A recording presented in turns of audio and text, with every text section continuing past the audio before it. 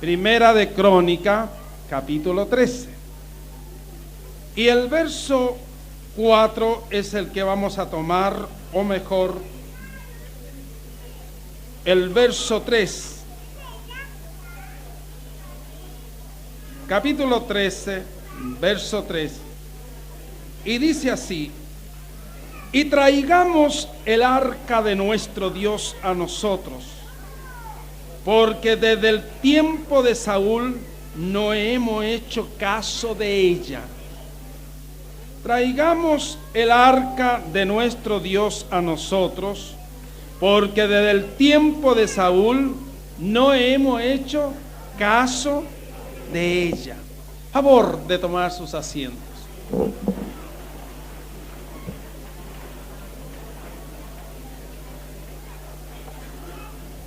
Creo que todos nos hemos encontrado en un momento muy motivado por el Señor, o por el hecho también, una forma muy natural de hacer algo bueno para el Señor. Y esto era precisamente lo que había ocurrido en David.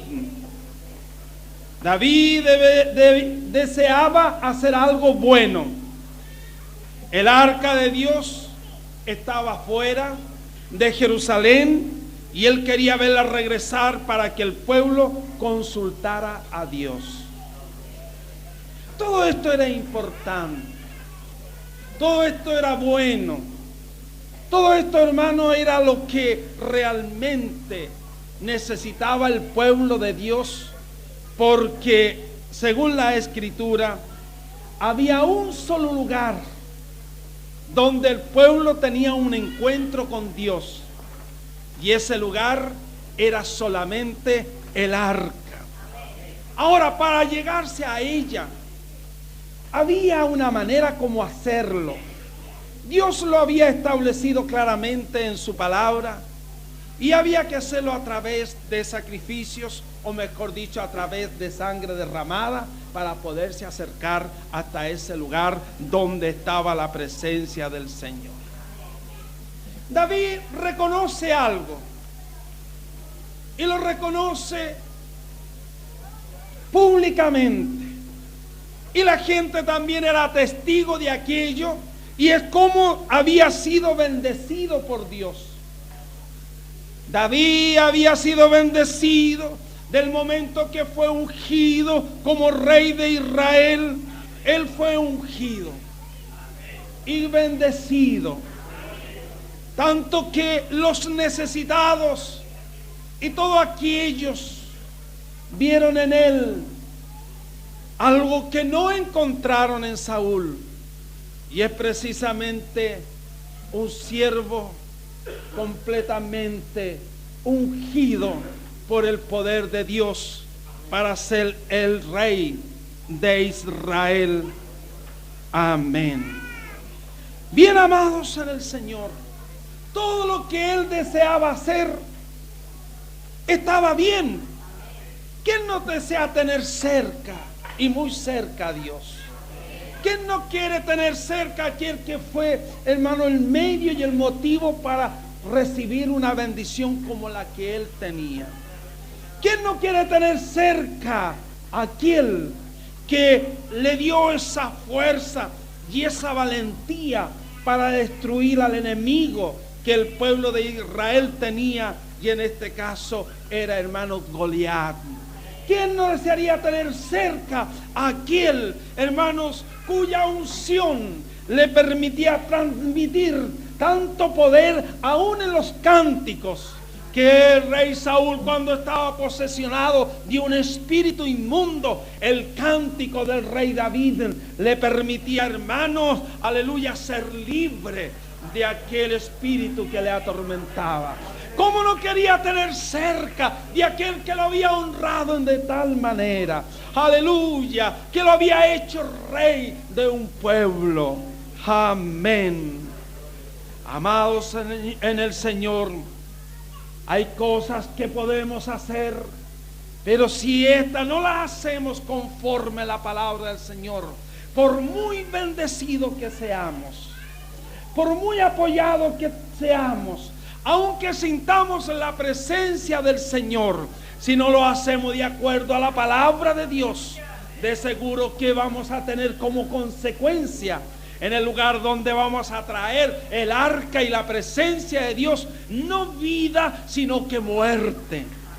Amados del Señor, los verdaderos ministros de Dios, los que han sido separados con este propósito, cada uno de ellos deben siempre de esperar en el Señor. Yo creo que usted desea hacer algo para el Señor. Desea hacer algo importante para el Señor.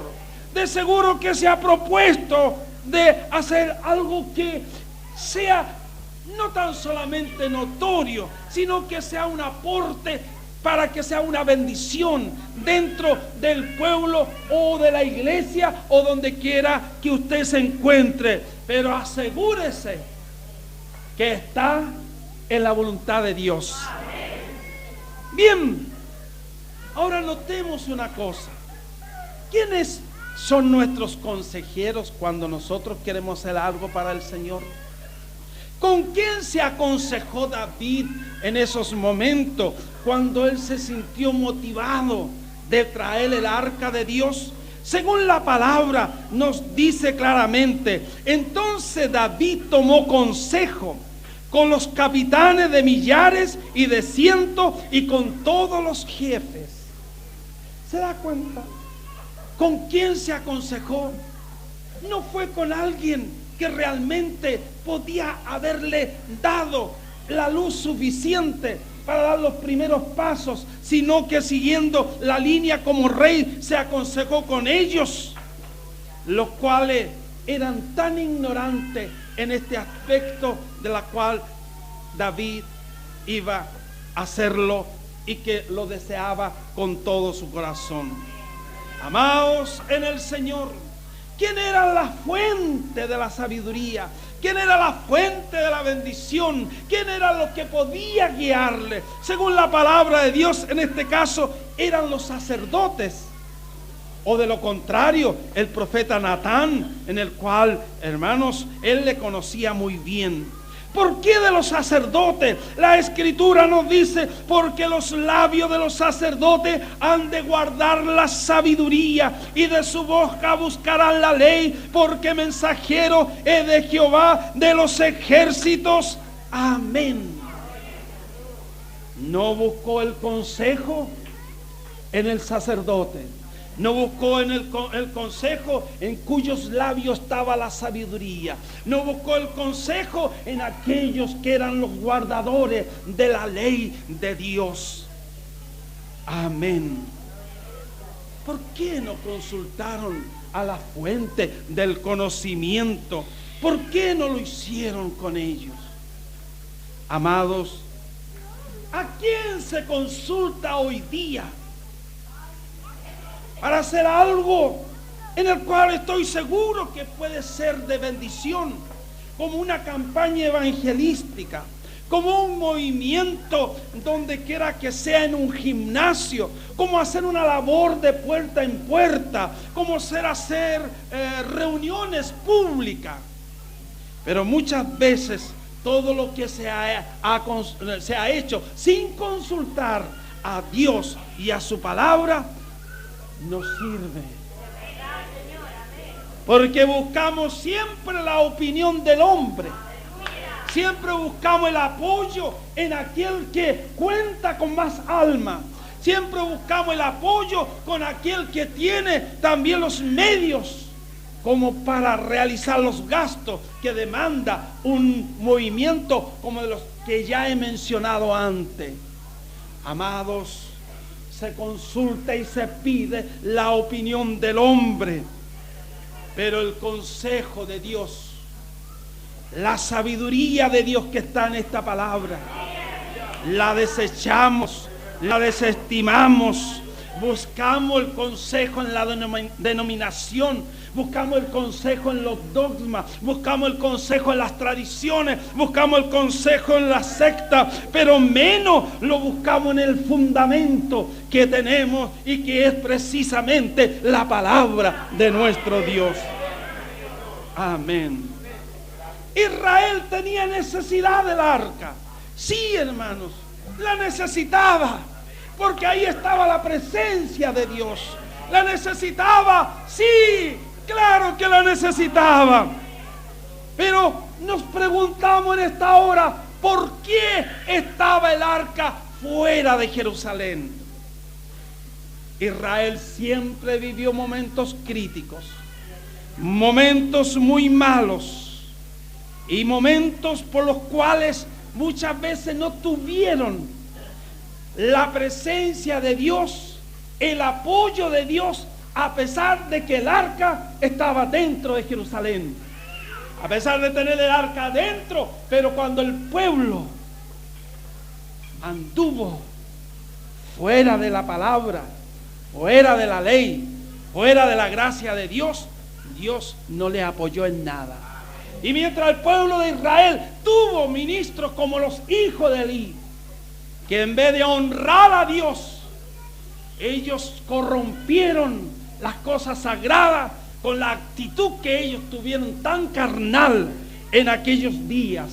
Sin embargo, el arca, donde estaba la presencia de Dios, ahí al calor de ella empezó a crecer un joven, y de esa arca, en ese lugar santo, Dios le habló a Samuel para que fuese el siervo en el cual traería en boca de él la palabra más poderosa, que ninguna de ellas caería en tierra.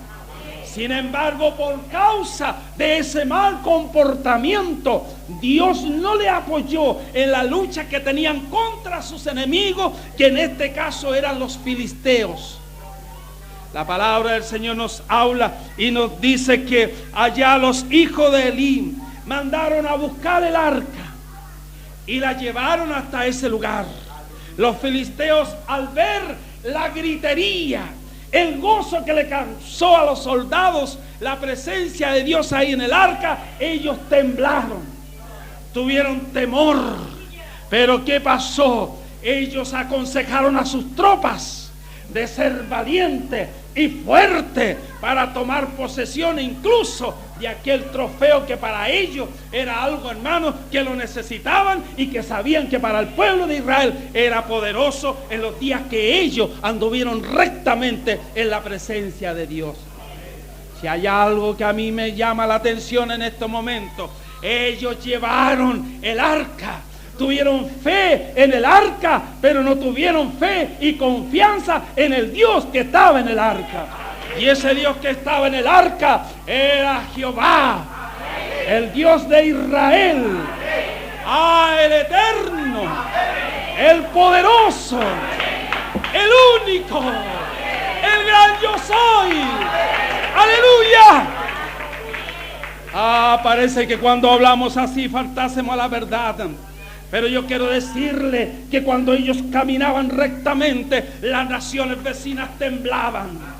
Y lo confesó una mujer, y se lo confesó ahí en el libro de Josué. Cuando él envió a aquellos espías a la casa de Rahab, ¿sabe lo que dijo ella? Ella dijo: nosotros sabemos que Jehová vuestro Dios es Dios arriba en el cielo y Dios en la tierra. Aleluya. Sabemos lo que ha hecho a los reyes, aquellos que se han opuesto a este pueblo, y por causa de esto dice: no hay espíritu en nosotros.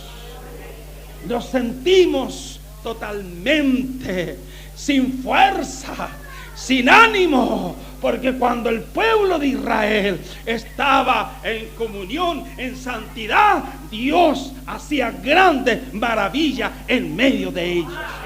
Aleluya. Perdieron lo más precioso, le fue quitado lo más precioso.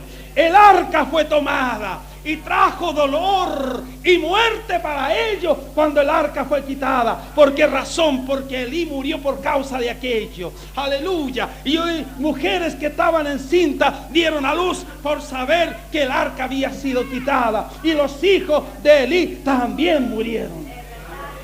Ah, hermano, vemos muerte por todos los lugares. Muerte, pero ¿a causa de qué? Ah, por la santidad que había en ellos. No, Señor, porque tomaron las cosas sagradas, creyendo que llevándola allá, ellos iban a tener una victoria aplastante contra su enemigo. Aleluya. Sin haberla llevado hasta ese lugar, ellos podían haber tenido una victoria aplastante si hubiesen tenido fe y respeto por lo que había ahí en el arca. No se olvide lo que dijo Salomón en aquella oración, que los que estuviesen en tierra lejos, si miraran a ese lugar y orasen, dice que Dios le oiría y que Dios le escucharía. No necesitaban venir a donde estaba el arca si ellos tenían fe suficiente para confiar en lo que estaba ahí. Alabado sea el nombre de Jesús. Alabado sea el nombre de Jesús. El arca fue puesta ahí donde ellos tenían su Dios. Dagón era un dios para ellos también, y ellos lo pusieron al lado de ese Dios. ¿Qué pasó? Cuando fueron al otro día, encontraron que las manos habían sido cortadas de su Dios, que estaba humillado, estaba de rodillas, e incluso su cabeza. Y ahí vemos una cosa muy importante, lo que dice la Escritura. Allá el profeta Isaías hablándonos nos dice: no hay dioses conmigo, no conozco a ninguno, ni antes ni después de mí será formado Dios. Aleluya, aleluya.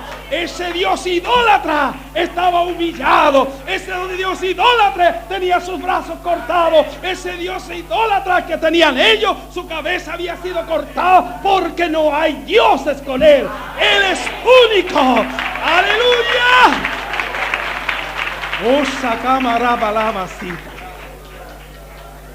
Ellos trajeron el arca. Sí, la trajeron. Pero ¿de qué les sirvió aquel trofeo? La Escritura dice que a ellos les empezó a salir tumores en el cuerpo. La Biblia dice que les salieron hemorroides. La Biblia dice que empezaron a sufrir enormemente. Ahí estaba el juicio de Dios. Ahí estaba el Dios vivo haciendo justicia, Él mismo. Y entonces nosotros vemos, hermanos, por la palabra del Señor, cómo Él nos habla, cómo Él llega a nosotros. Aleluya. Amados, nosotros vemos entonces cómo fue humillado su Dios a causa de la presencia del Dios vivo. Aleluya. Amén. ¿Qué pasó? Hubo dolor, hubo muerte, hubo sufrimiento, hubo angustia. Amén. Fueron 7 meses que estuvo el arca ahí. Y en esos 7 meses ellos dijeron una cosa: tornémoslo una vez más hasta este lugar. Y empezaron, hermanos, a prepararse y a consultar. ¿Y sabe cómo hicieron tornar el arca? Según la palabra del Señor dice que fue llevada al campo de Bet-Semes. ¿Y cómo la condujeron? Dice la Escritura, lo primero que dice: haced pues ahora un carro nuevo, y tomad luego 2 vacas que críen, a las cuales no haya puesto yugo. Uncid las vacas al carro y haced volver sus becerros de detrás de ellas a casa. Bueno, ¿qué pasó? Empezó, hermanos, un movimiento bastante fuerte, y llegaron con el arca hasta ese lugar.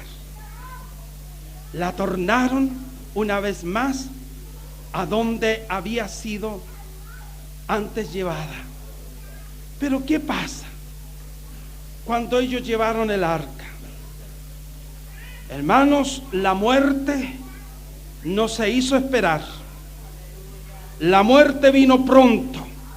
Dice, y enviaron a juntar todos los príncipes de los filisteos, diciendo: despachad el arca de Dios a Israel y tórnese a su lugar, y no mate a mí ni a mi pueblo, porque había quebrantamiento de muerte en todas las ciudades, y la mano de Dios se había allí agravado, y los que morían eran heridos de hemorroides, y el clamor, dice, llegó hasta la ciudad. Bien, ¿qué es lo que pasó? Llegaron con el arca, lo trajeron y lo recibieron en el campo de Josué. Y dice que ahí ocurrió algo. Ocurrió algo tremendo. Vuelve el arca. Pero cuando el hombre pierde el respeto por las cosas sagradas, cuando quiere poner las manos donde no hay que ponerlas, cuando quiere mirar donde no hay que mirar, siempre habrá muerte. Y la escritura dice: entonces hirió Dios a los de Beth-semes, porque habían mirado en el arca.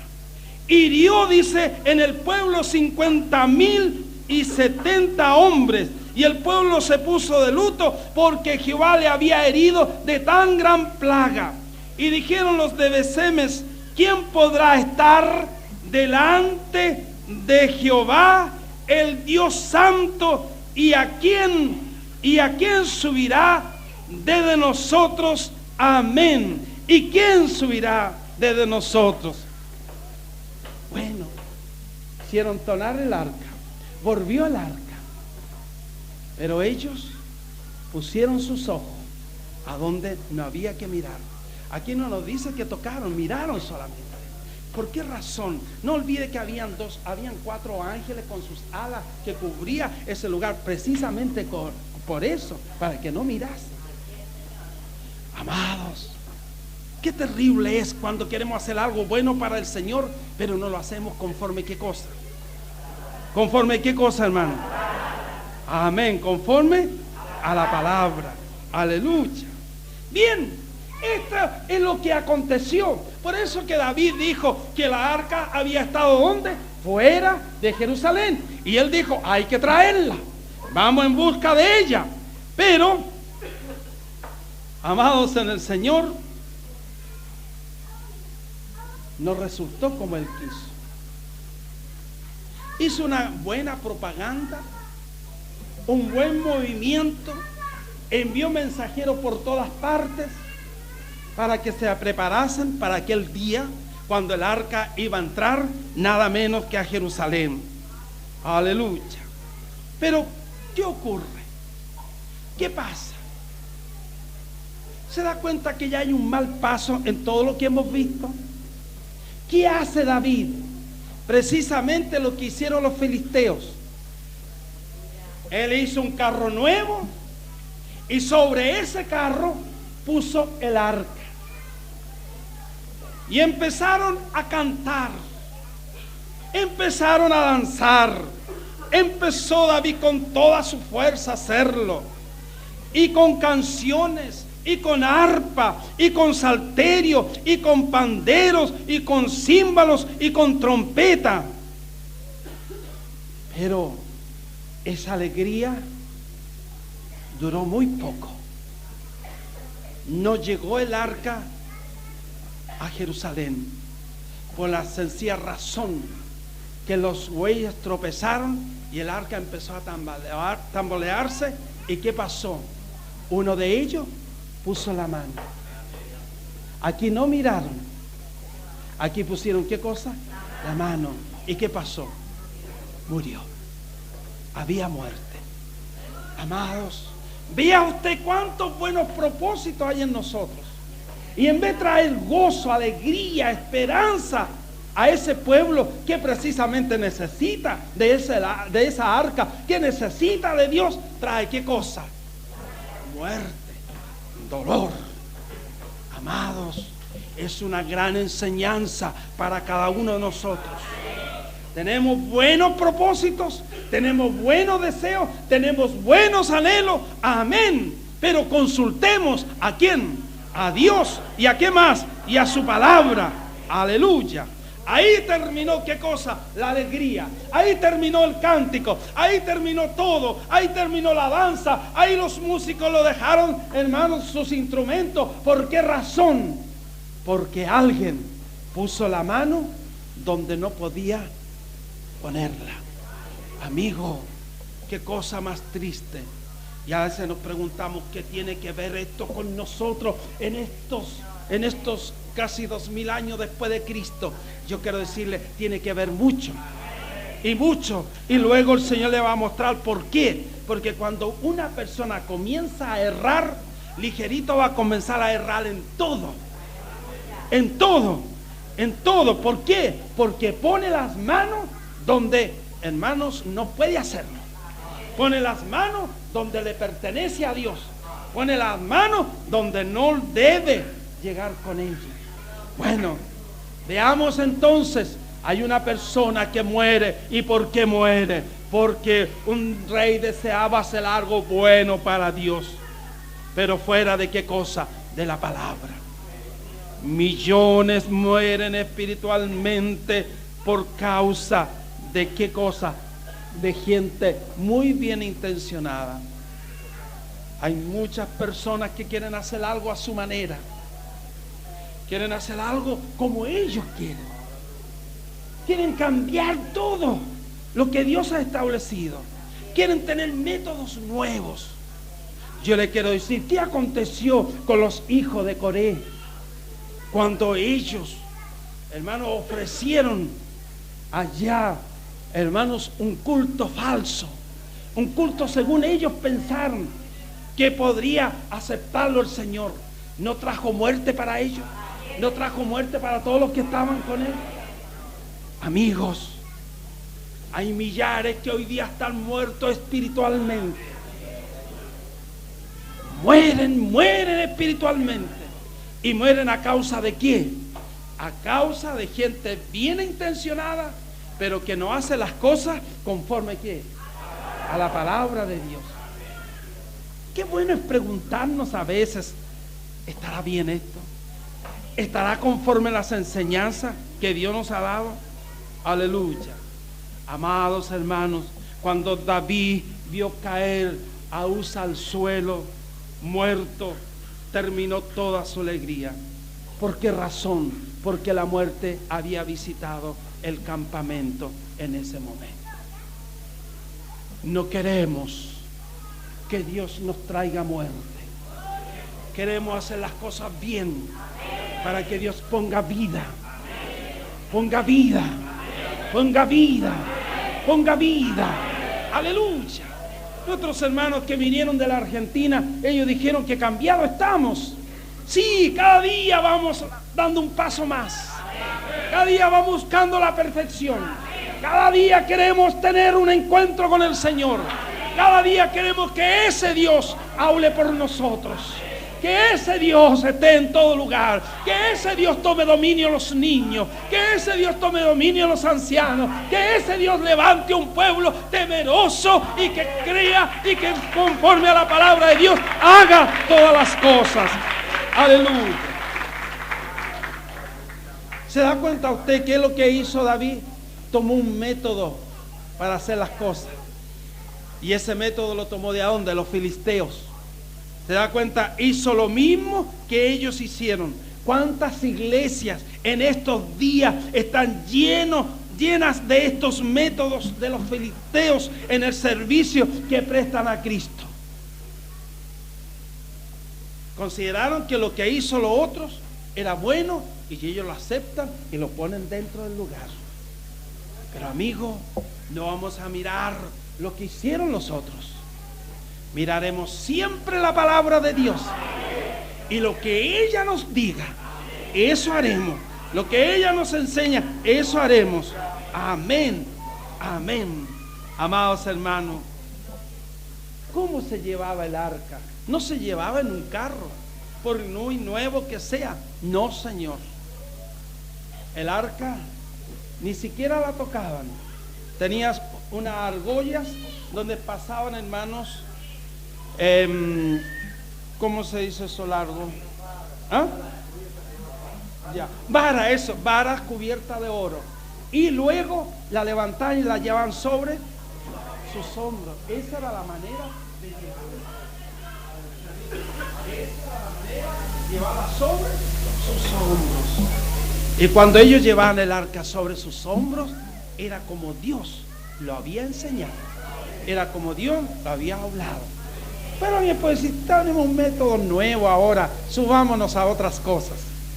Yo le quiero decir que una vez nosotros tuvimos una cosa muy simpática, muy bonita, la recuerdo con mucho cariño, ¿no? Pero en eso nosotros no faltamos a Dios. Y yo quiero decirle que una vez fuimos allá a un fundo que se llama Chada. ¿Se recuerda, hermano González?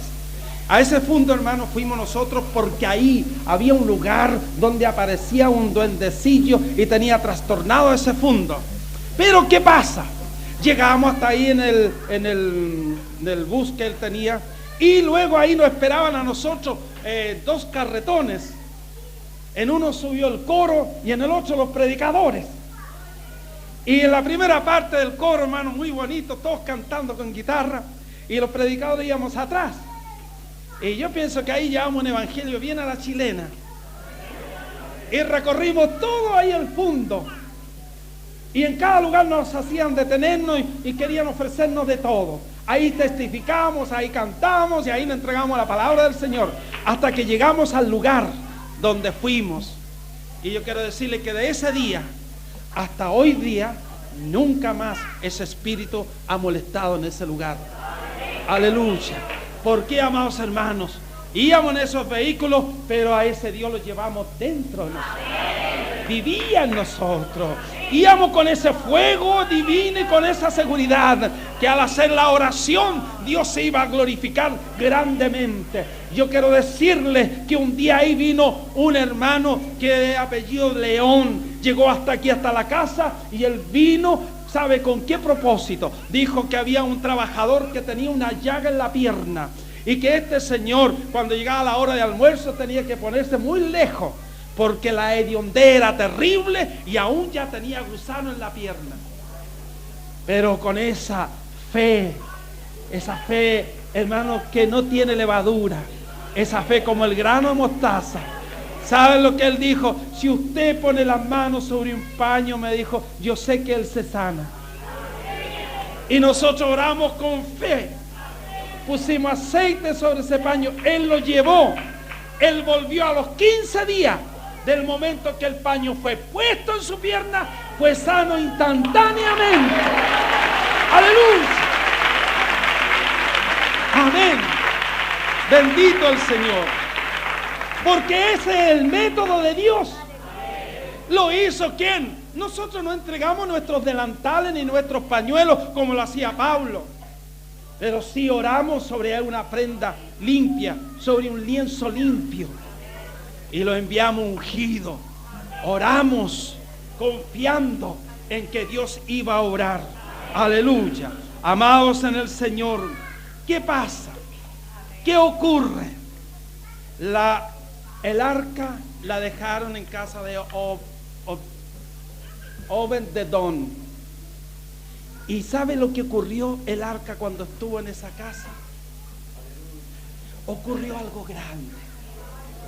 Ahí no hubo muerte, ahí no hubo aflicción, ahí no hubo tristeza, ahí no hubo pobreza. ¿Sabe lo que pasó ahí? Del momento que el arca quedó en ese hogar, Dios le bendijo sobremanera. En todo lo que él poseía, la bendición fue tal que llegó a oído de quién, otra vez de David. Y le contaron cómo Dios lo había bendecido.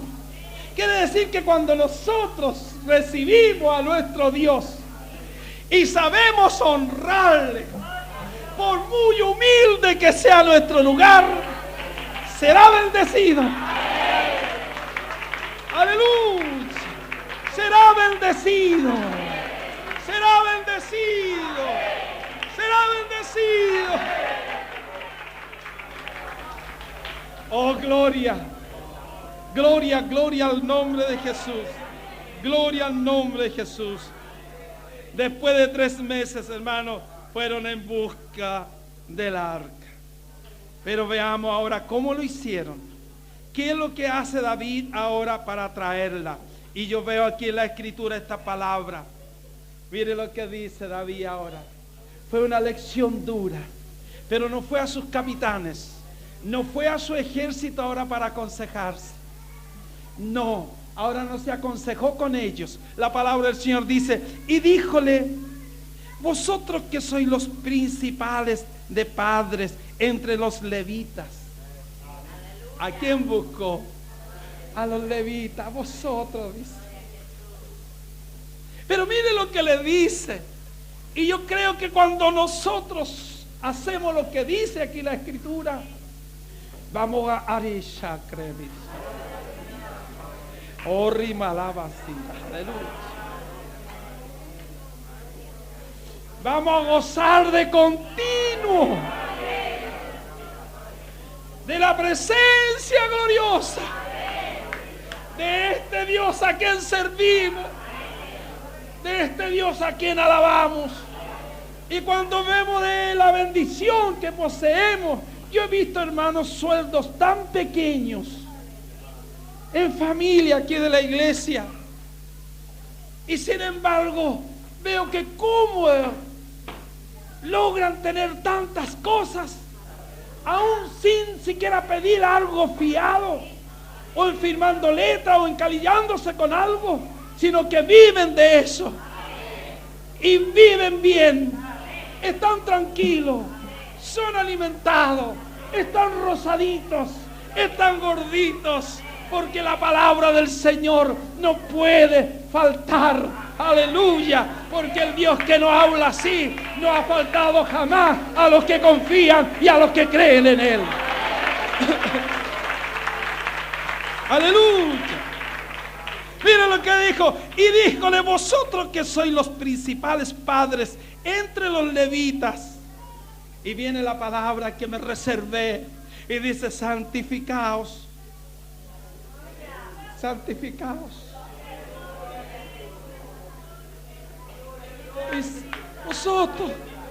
Vosotros, los que lleváis estas cosas santas, santificaos. Santificaos vosotros y vuestros hermanos, y pasad el arca de Jehová, Dios de Israel, al lugar que le he preparado. Aleluya. ¿Sabe lo que dice? Vayan ustedes ahora, santifíquense. Yo le he preparado un lugar para él, pero tienen que hacer una cosa: santifíquense. Santifíquense.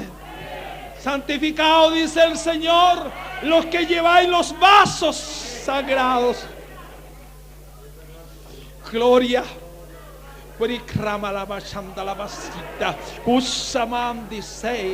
Gloria a Jesús. Gloria a Jesús. Porque nos permite llevar un evangelio, y un evangelio de poder, que nos permite manejar estas cosas santas.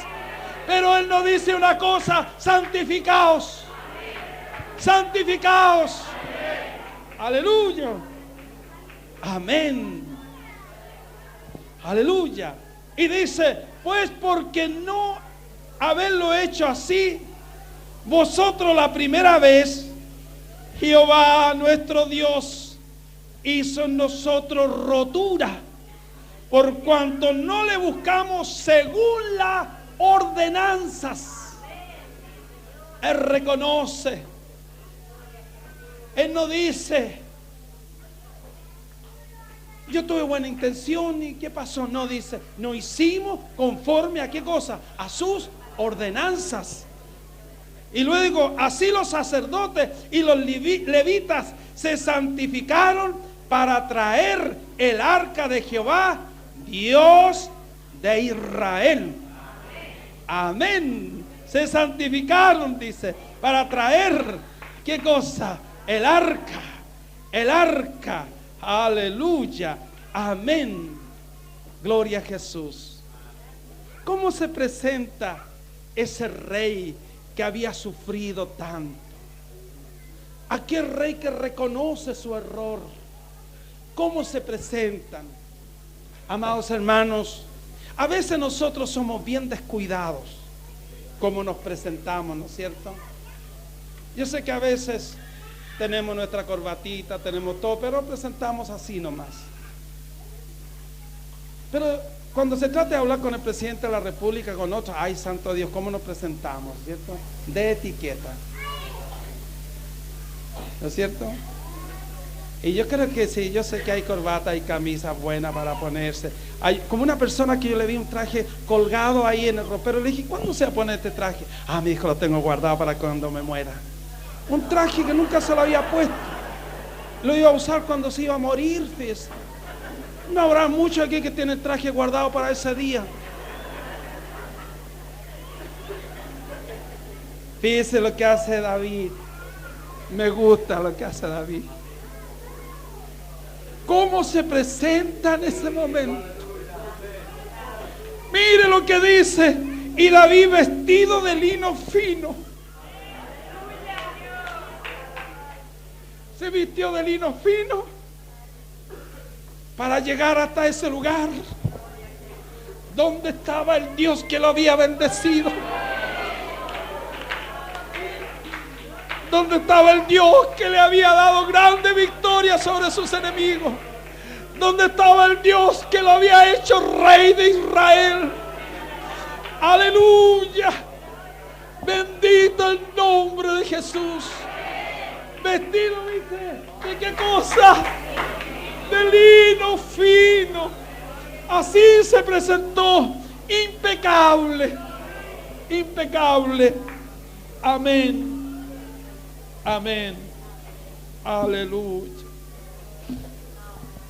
¿Y cómo estaban también los levitas? Mire lo que dice la escritura. Y también todos los levitas que llevaban el arca, y asimismo los cantores, los que eran maestros de cánticos. Llevaba también David sobre sí un efod de lino fino.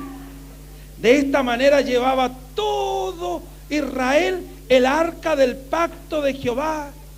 Ahora no con llanto, no de luto, no, sino con júbilo, con gozo, con alegría, a son de bocina, trompetas, címbalos y al son de salterio y arpa. Y como el arca del pacto de Jehová llegó a la ciudad de David, aleluya.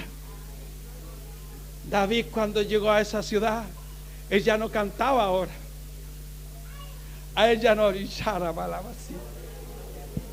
Lo que quería hacer nuestro hermano, y lo que a veces yo no quiero hacer, porque la carne siempre, hermano, es como que, ¿qué van a decir? ¿No es cierto? Ay, el obispo danzando.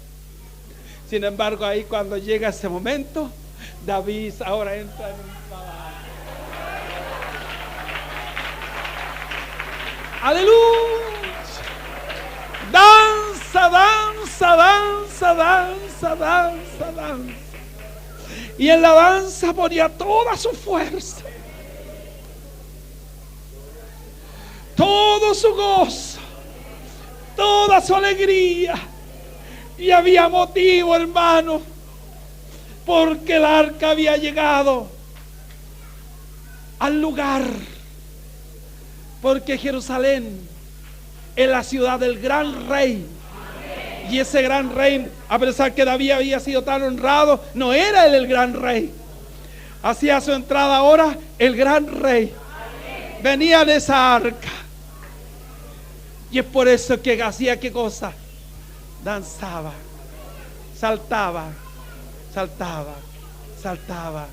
Amigo, hermano, si en este momento con nuestros ojos, vista espiritual, viéramos entrar al Rey de Reyes, aleluya, ¿qué samarrapa chandalabay? ¿Qué haríamos nosotros? ¿Sabe que una vez por esa puerta estaba aquí en este lugar el que habla y también el hermano Jorge Weber? Y Dios me había mostrado una revelación noche anterior, que había rogado con todo mi corazón que el Señor bautizara con el Espíritu Santo. Y Él me muestra en el sueño que por ahí Él iba a entrar. Y entró en una nube azul, celestita. Y yo estoy mirando de ahí para allá y le digo al hermano Jorge, yo no le había contado a él el sueño, porque si lo hubiera contado habría dicho, bueno, digo lo que él me dijo. No, hermano. ¿Sabes? Yo le digo, ¿qué ve usted en este momento? Él mira y se ve una nube que viene. Y lo extraño es que cuando empieza la nube a entrar, empieza a bautizar el Señor, banca por banca, banca por banca, banca por banca, banca por banca, banca por banca. Aleluya. Que cuando lo pusimos en pie, alguien me dijo, ¿sabe cuánto ha bautizado? Y no sé, hay 120, llame.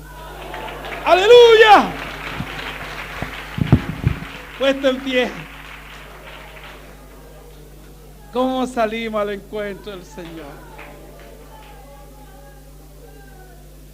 ¿Cómo queremos invitarle al Señor que venga hasta este lugar? ¿Cómo debemos hacerlo? En David no hay llanto. David no está vestido de luto. Se ha vestido de lino fino, con un efod. Y junto a todos alababa al Señor. Pero cuando ya hizo la entrada a la ciudad del gran rey, cuando entró a la ciudad de David, la escritura dice que él ya no pudo contenerse y empezó a danzar, empezó a danzar, empezó a alabar al Señor. Hoy el arca está con nosotros, Jesús está con nosotros, y sabedores que estamos predicando conforme a la palabra de Dios y no con los métodos de los filisteos. Yo sé que hoy día la bendición está con nosotros.